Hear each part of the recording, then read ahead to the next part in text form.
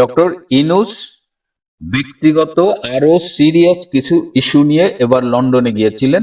তবে সেই সফরে সবচেয়ে বড় বেইজ্জতিটা করেছেন ব্রিটিশ প্রধানমন্ত্রী তার সাক্ষাতের অনুমতিটা প্রত্যাখ্যান করে।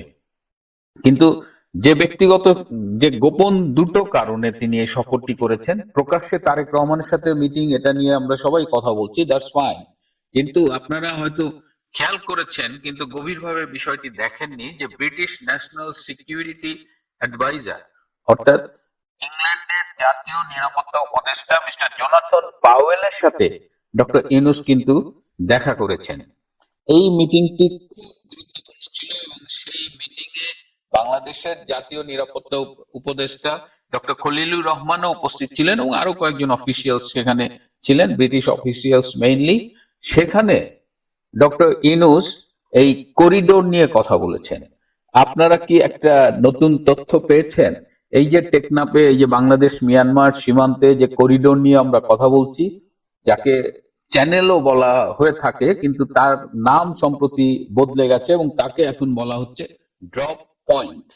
এই ড্রপ পয়েন্ট নিয়ে ব্রিটিশ নিরাপত্তা উপদেষ্টার সাথে ডক্টর ইউনূসের বিস্তারিত আলাপ হয়েছে এবং ডক্টর ইউনূস এই মুহূর্তে ভীষণ অর্থ সংকটে ভুগছেন। এই যে তিনি বাজেট দিলেন বাংলাদেশে, এই বাজেটের সাপোর্ট করার মতো পর্যাপ্ত অর্থ বাংলাদেশ সরকারের কাছে নেই। এবং ডক্টর ইউনূস বেসিক্যালি এই ব্রিটিশ প্রধানমন্ত্রীর সাথে দেখা হলে এই কথাটাই বলতেন যে তাদের অর্থ সহায়তা প্রয়োজন। যেহেতু কিয়ের স্টারমার ডক্টর ইউনূসের সাথে দেখা করেননি, সেহেতু জোনাথনের সাথে মিটিং এ ডক্টর ইউনূস বলেছে যে তাদের অর্থ এবং অস্ত্র সাহায্য প্রয়োজন এবং বলেছে আপনারা যদি আমাদের পর্যাপ্ত সহায়তা না দেন তাহলে কেন আমাকে নামিয়েছেন। অর্থাৎ এই যে ড্রপ পয়েন্ট এখন দেওয়া হচ্ছে করিডোরের আরেক নাম, সেই ড্রপ পয়েন্টে একটি সম্ভাব্য যুদ্ধের প্রস্তুতি হিসেবে ডক্টর ইউনূস অস্ত্র সাহায্য চেয়েছেন ব্রিটিশ জাতীয় নিরাপত্তা উপদেষ্টার কাছে।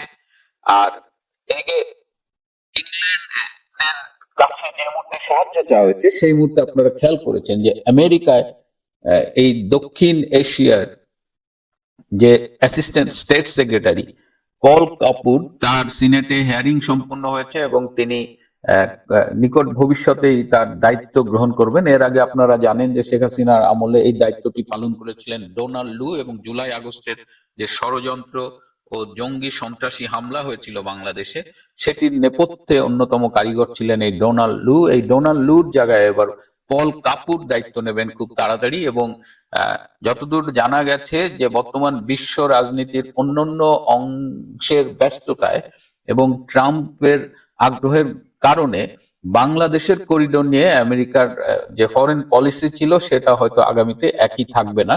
ট্রাম্প ইতিমধ্যে জানিয়ে দিয়েছেন যে বাংলাদেশ মিয়ানমার সীমান্তের করিডোর নিয়ে তার খুব একটা আগ্রহ নেই। সুতরাং পল কাপুর এলে আমেরিকার এই মিয়ানমার বাংলাদেশ সীমান্ত এলাকার করিডোর নিয়ে অবস্থানটা কি হবে সেটা বোঝা যাবে। প্লাস পল কাপুর ব্যক্তিগত জীবনে পাকিস্তান বিদ্বেষী বলে পরিচিত এবং তার বেশ কিছু প্রকাশনা এবং গবেষণা কাজ আছে এই পাকিস্তানের এগেইনস্ট, অ্যান্টি পাকিস্তান বেশ কিছু কাজ তিনি করেছেন। সুতরাং পল কাপুর যখন দায়িত্ব নেবেন তখন এই সাউথ এশিয়ায় আমেরিকার ফরেন পলিসিটা কি হবে সেটা স্পষ্ট হয়ে উঠবে। কিন্তু আপনারা নিশ্চিত থাকেন যে বাইডেন প্রশাসন যেভাবে বার্মা অ্যাক্টের কথা বলে বাংলাদেশ মিয়ানমার সীমান্তে করিডোর এবং মিয়ানমারের রাখাইন স্টেট দখলে আরাকান বাহিনীকে যেভাবে সহায়তা করতে আগ্রহী ছিল, ট্রাম্প ইকুয়ালি সেভাবে হয়তো আগ্রহী থাকবে না। সুতরাং করিডোর চ্যানেল নাম শেষের যে ড্রপ পয়েন্ট নাম হয়েছে সেটি নিয়ে আগামীতে আমাদের নজর রাখতে হবে। এই অঞ্চলে আমেরিকার ফরেন পলিসি বদলে যাওয়ার একটি সম্ভাবনা দেখা দিয়েছে। ডক্টর ইউনূসের লন্ডনে যাওয়ার আরো একটি কারণ ছিল, আপনারা দেখেছেন যে তিনি এয়ারবাস কোম্পানির এক্সিকিউটিভ ভাইস প্রেসিডেন্ট ওয়াল্টার ভ্যানের সাথে দেখা করেছেন। এয়ারবাস কেনার ব্যাপারে শেখ হাসিনার সরকারের সাথে আগেই আলোচনা চলছিল, আলোচনাটা বেশ এগিয়ে গিয়েছিল, কিন্তু ডক্টর ইউনূস যেখানে শেখ হাসিনার নামই শুনতে পারেন না সবখানে তার বিরুদ্ধে কথা বলেন। কিন্তু শেখ হাসিনার আরাধ্য এই এয়ারবাসের ব্যবসা নিয়ে তিনি কেন এত আগ্রহী হলেন?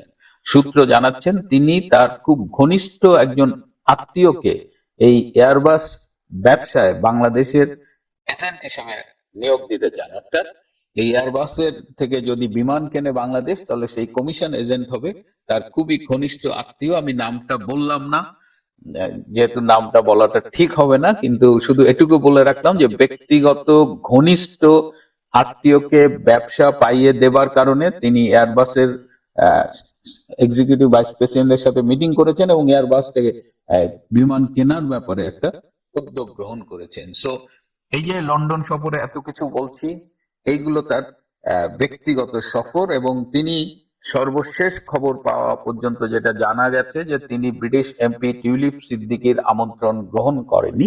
এটি নিয়ে লন্ডনে ব্যাপক হাসাহাসি হচ্ছে, আলোচনা হচ্ছে, লন্ডনের মিডিয়াও এই ব্যাপারটা নিয়ে ফলো আপ করছে, এবং যে আলোচনাটা চলছে যে ডক্টর ইউনূস আসলে এই শেখ হাসিনার প্রতি বিদ্বেষ থেকে, তার পরিবারের প্রতি বিদ্বেষ থেকে এই টিউলিপ সিদ্দিকীর বিরুদ্ধে এই অপপ্রচার গুলো করছে, এবং দুদকের যে মামলা টামলা এগুলো সবই ভিত্তিহীন। এগুলো যদি ভিত্তি থাকতো তাহলে তিনি অবশ্যই টিউলিপের সাথে এই বিষয়গুলো নিয়ে আলাপ করতেন।